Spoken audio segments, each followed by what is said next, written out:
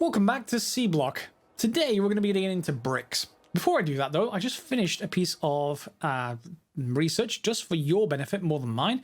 Factory upgrade external overlay display. Okay, so if you have this researched, it's just 100 green science pretty much, and red science of course.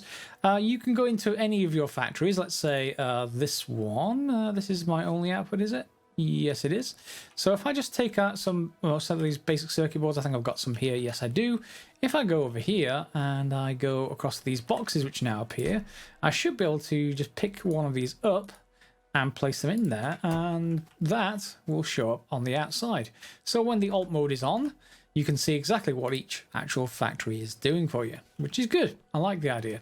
And the same thing is here. So for example, we can put tin plate in one of these, and this is all it's configured as at the moment. We've only got one tin plate left, but yeah, I do like that a lot, and it hopefully will help you realize what's going on as things get a little bit more complicated.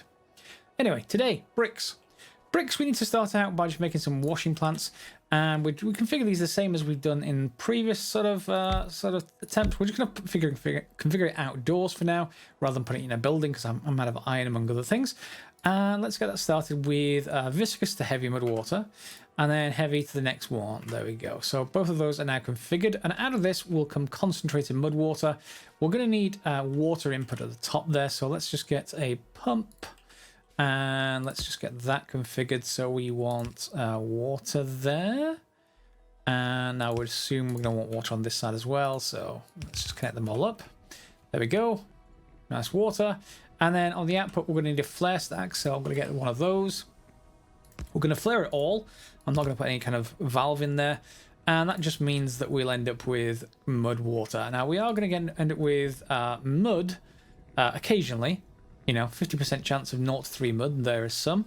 So we are going to probably want to pick that up and just dispose of it. So that doesn't matter where we put it. But for the moment, let's just put a belt going this way. And then we'll get a couple of inserters. And we'll just make sure that that is kept off or out of these, just by doing this, copy, paste, and I place them one too far apart from each other just to get the same power pole. Let's get the same power pole feeding both, and in fact, let me just make sure that is just changed. Drop it there, or I could move the belt. Either way, doesn't matter, because the basically the mud there will be pretty slow by comparison to everything else we're going to be using. Do I have iron boxes? It looks like I don't, so let's just build an iron box. Okay, and again with the whole lack of power, let's just actually put another power pole down. Fine, that's going to feed into a box. Everything else is going to be fine. It's going to feed concentrated mud water. Now, why are we using concentrated mud water? I went into this last episode. We are going to use various kinds of it to make unburnt clay bricks. We're going to need clay, which is the first thing, and that just needs concentrated mud water and water. And that's made in yet another washing plant, and that just makes clay. Exactly. So if we just get another washing plant, and then I don't know if we're going to get any extra out of this, so I'm just going to choose this now. You'll see water at the top, and then we have this thing here. That doesn't mean if I have any extra, I can pull it off. And then otherwise, we're going to have water coming through as before, and magic amounts of clay. Yeah, there we go. So clay will be produced, and we can feed it wherever with the belt. However, the unburnt clay bricks do also need sand and lime. Sand is easier, so that's thin mud water, which is made from light, made from concentrated. Okay. And then lime is made from limestone, which is made from light. So light is the next one down that we actually want to process. It comes from concentrated mud water, as you might imagine. So it comes from this pipe or another source of this same thing. We're going to get basically light mud water out of it. And that again goes through yet another washing plant to get limestone, which then gets burnt. Okay, to get lime. So we're going to need 2 more washing plants at least. So I want another washing plant at least going, and let's just get one of those made. Not sure whether we'll get enough out of this, so we'll see on that front. I did have I have created Hellmod installed, and it sort of gives you an idea of how many of each things you want to actually do. If you want me to cover Hellmod in more detail, I will cover it in another episode, or a dedicated episode perhaps to Hellmod as a guide. But for now, we have washing machines, so let's just leave them separated. Okay. and then we can connect them all back together as and when we want them to. So limestone, we need light mud water first, then we want limestone, okay, and then we can feed these together. So if I just connect this for temporary reasons to here, then to here, and we have power running to each of these. We'll then just need water as we've done previously, so we can just connect it to maybe all the way to the end here. That seems reasonable. And let's bring that down. And again, I'm just going to connect it with a single pipe. Okay, so that is going to start processing. All of this stuff produces mud, so we are going to need to feed all that mud away somewhere. And in addition, we're going to get some limestone. So the limestone goes to lime via a blast furnace, and then we'll produce carbon dioxide as well. Again, not sure if we're going to use that, so hey, why don't we just burn it for now? Yeah, I mean, nothing could be worse than just leaving carbon dioxide to go into the atmosphere. I mean, it's worked for us for hundreds of years, right? And there's no way that could ever go wrong. Yeah, apparently it's a hoax. Yeah. Let's not go there. The world is being ruined. Anyway, so we've got blast furnaces. That's going to turn this into lime and carbon dioxide. It's going to need some fuel source. For now, I've got plenty of just this spare carbon in my inventory. We may as well use that up. And this is just going to need basically to have inserters pass stuff along. So let's just get that going. A couple of inserters. Let's put one there. And then another power pole, and off it goes. There we go. We got lime. Lastly, we need sand. And that's going to need, again, this stuff, the light mud water, to be processed yet again into thin mud water. So I'm going to need a little bit more in the way of iron. Get another washing plant. And let's see with what sand actually made in. Is that made in yet another washing plant? It is. So I'm going to need 2 washing plants. Even though I asked for only 1. And I'm out of basic circuit boards, which I've got more of right here. So let's just grab some of you. And washing plants. Okay, so let's just get that set up, and we'll set up exactly the same way. We can probably move this back up once we get things rerouted a little bit later, but for now, I'd rather have clarity than space saving, at least at the moment. So let's get that going. There you go. You're connected, and you are connected. Yeah. So that's going to connect in, and we want thin mud water. And again, we'll need yet more regular water, so that needs to be connected. And I think yet again we can maybe, if I connect this to here, that will connect. Yes, it will. And we can just basically pull this over, and through that we can go down over to here, and then, you know, get the idea. I need to just get a couple more copper pipes. All right, so that is now producing the thin mud water. Good. And then from that, we're going to go from that into our last ingredient, which is sand. So that's going to need water as well. And then just needs to be connected with a pipe. Okay. And some power. And then we end up with sand. So sand, lime, and carbon dioxide. We need to get rid of the carbon dioxide. So I'm going to need another flare stack. Although, you see, I think flare stacks, it burns excess chemicals. It voids them. But carbon dioxide, how are you going to burn it? It's already got oxygen. I'm just saying, you know, you may as well just have an empty pipe leading into the atmosphere at this point. Anyway, that can just connect, and we'll get rid of that. So now we have 3 separate ingredients, and that means we can make the unburnt brick. Yep. We just need to feed them into a regular assembly machine. Okay, in any sort of order. And from that, we can feed them into furnaces. And the furnaces will then turn them into clay bricks. So, where we put this, it doesn't really matter that much, but what proportion of these? Just to get an idea. Yeah, so clay is twice as much as sand and lime. So let's just have a clay belt like this for the moment. Okay, and I'm just going to put this on with a couple of inserters. Okay, and then we'll have a half belt each of sand and lime. So if we just basically merge 2 like this. Okay. And then we just basically put inserters here. I need a couple more inserters.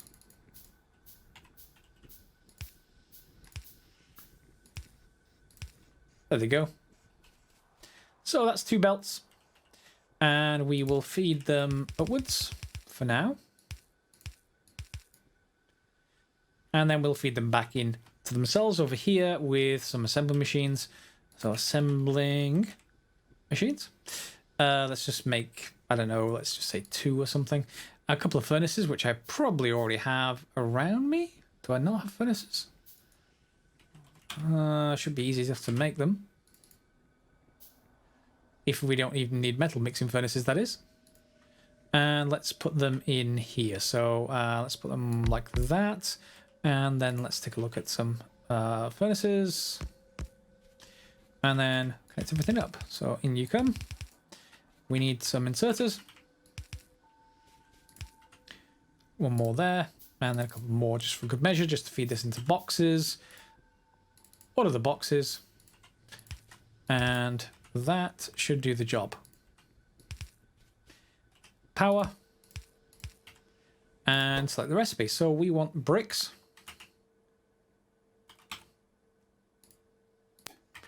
Copy and paste that.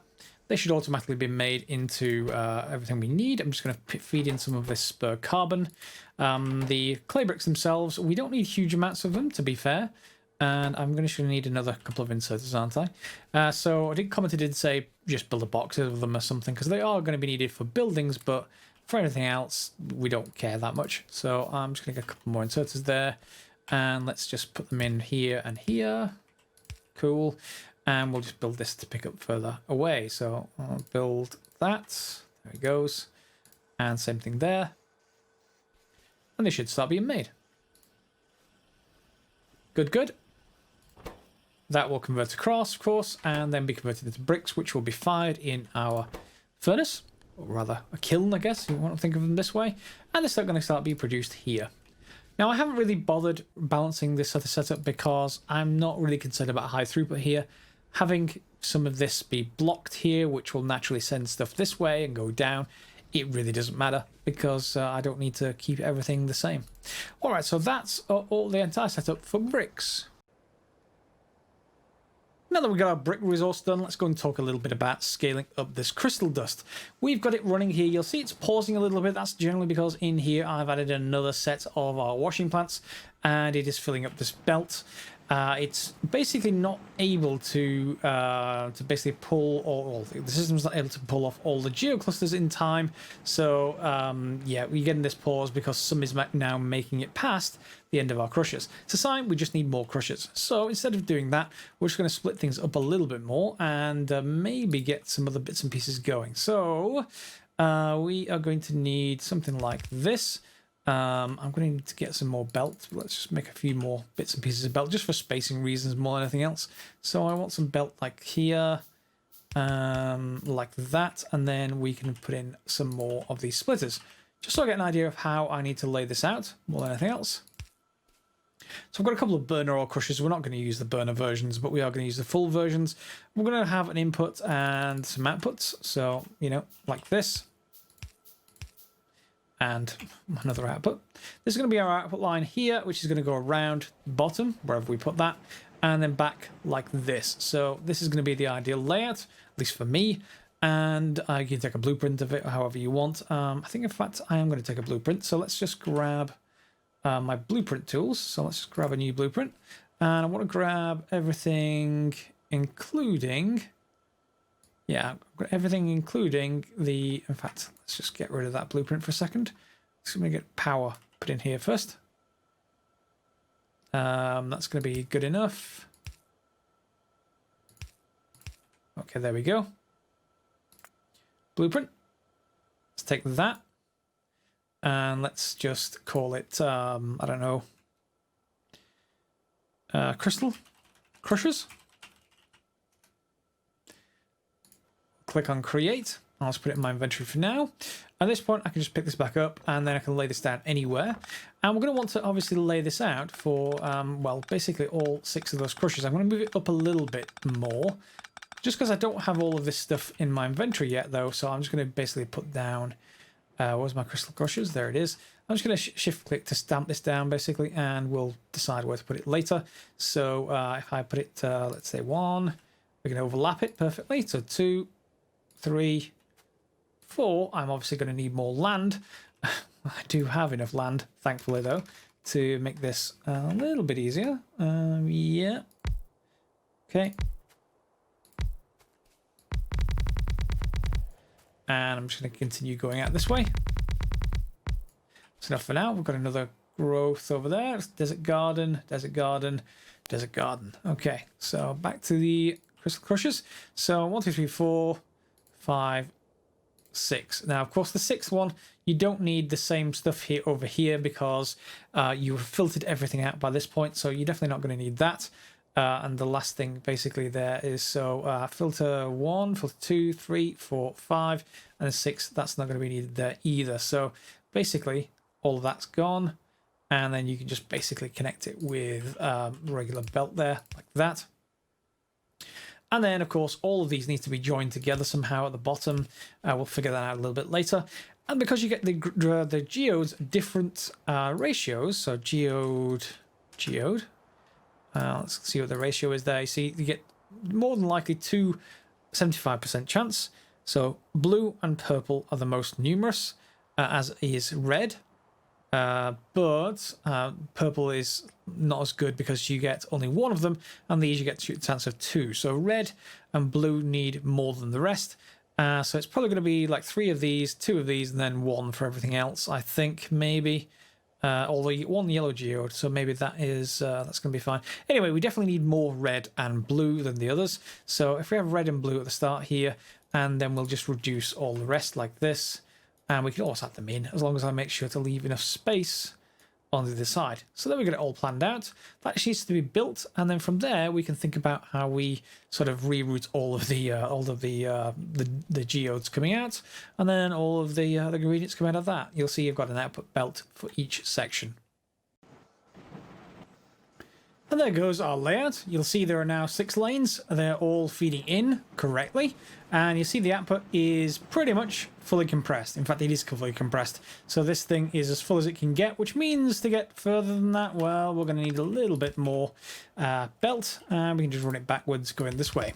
Because right down there at the very bottom end, we have a belt that's separating here, and it's separating crushed stone off, which means until this point we can feed 2 belts in, and because we've got 2 yellow belts going out, we can get double the belts coming in over here, so we can just basically alleviate this first one at least, if not all the rest. So we may need to think about how we do that, but you get the idea. We can even just do this and this, and what you'll find is it should start balancing itself out as and when we start getting this going correctly. Anyway, before we get to that, that should now feed in certainly as fast as we're going before, if not faster. You'll see we've no longer need for that sort of rotunda belt anymore. At least we don't once we have enough crushers for each line. We have to make sure that we're feeding, basically, well, consuming all of the geodes as fast as we possibly can. And you'll see there's obvious areas like here where I'm not. So I need to get rid of more purple, and that means, let's just say, another crusher. In some of these I may need 3, which means I may need to move that belt upwards or this belt downwards, either way. But in most cases, I can just basically feed stuff in like this.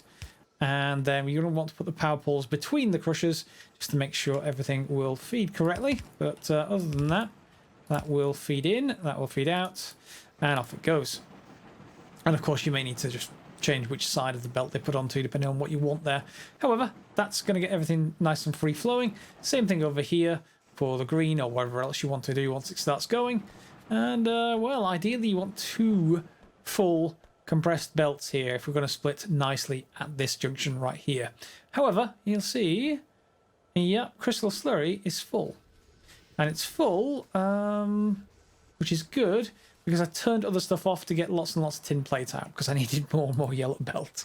So I'll turn the other stuff back on and we should be good to go. And 2 fully compressed belts.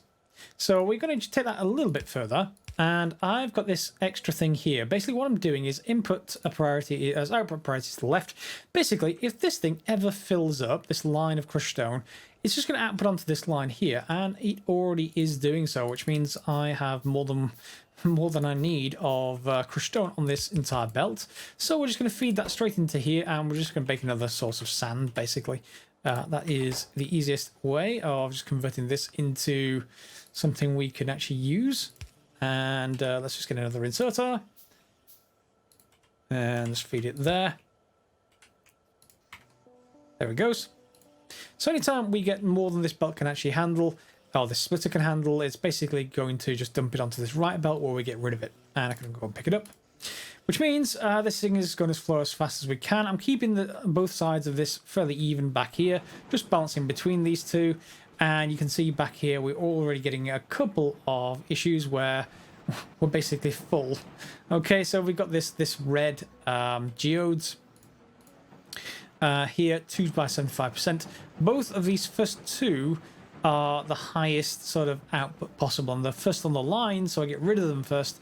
But we may need more output, even more than this, because it's getting blocked on the output.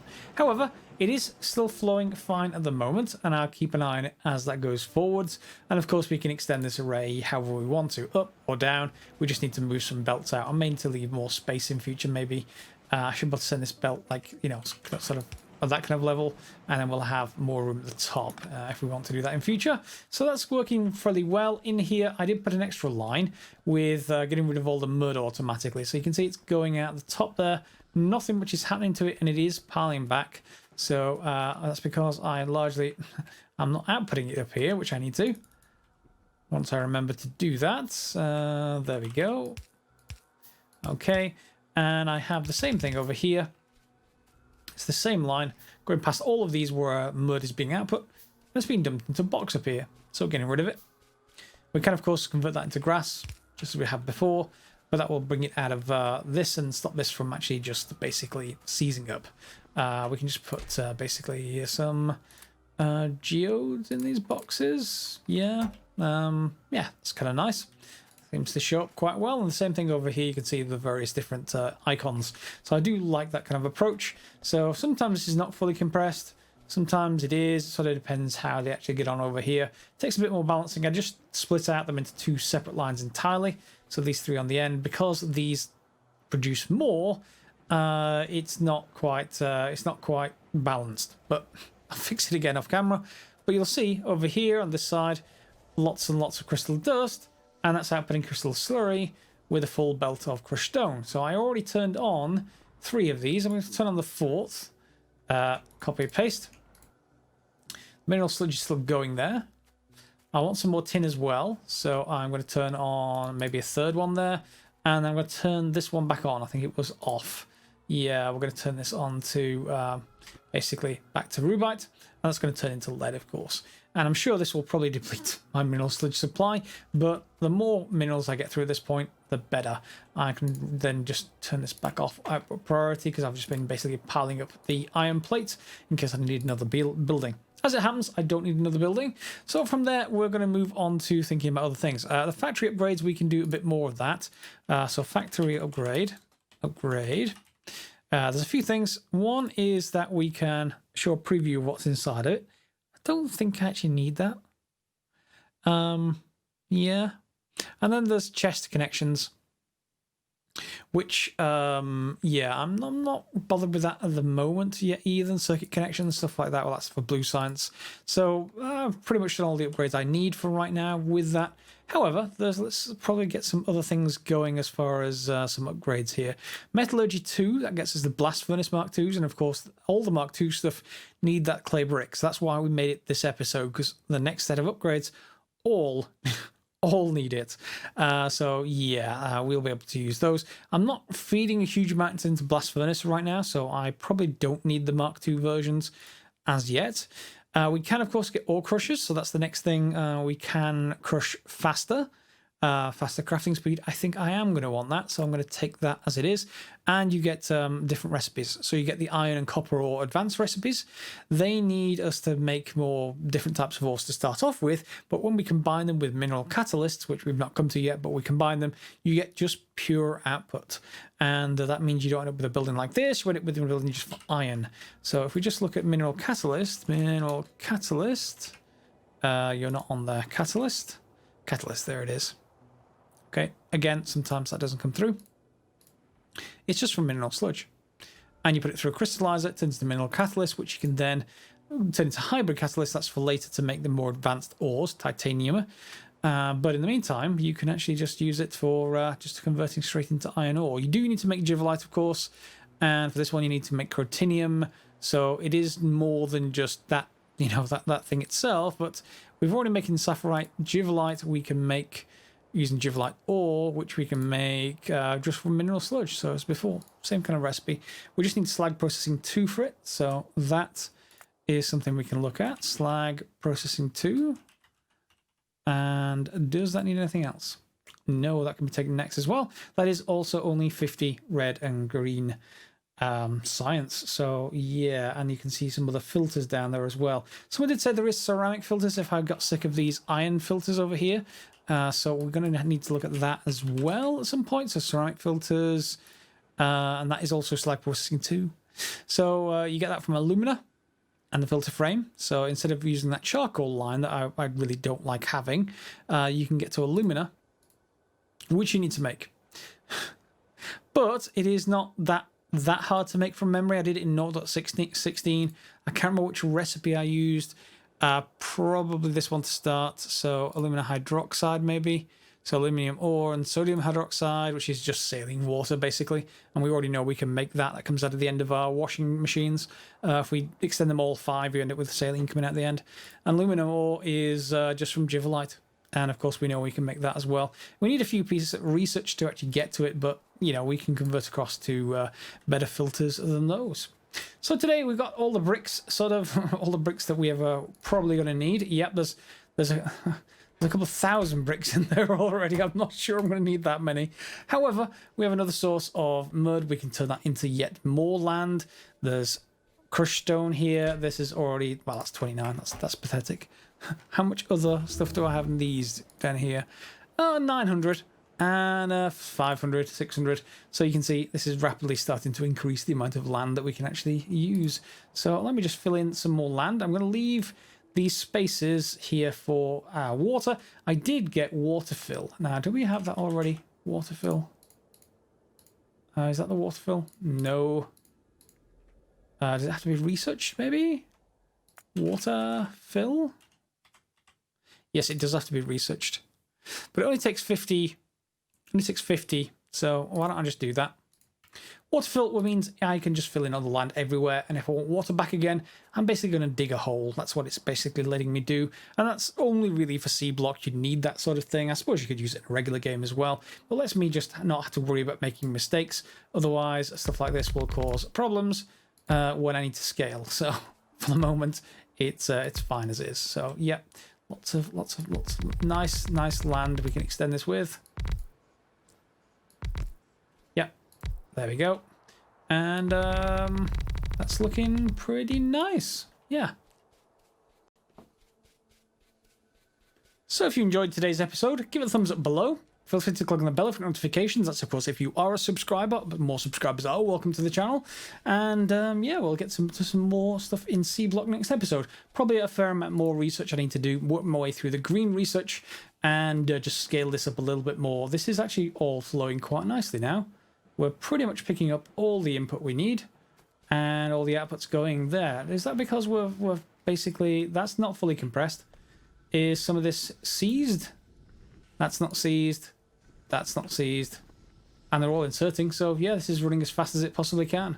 Good, we may need another building then at some point to get even more geodes, but for now, signing off. And as always, guys, thanks for watching.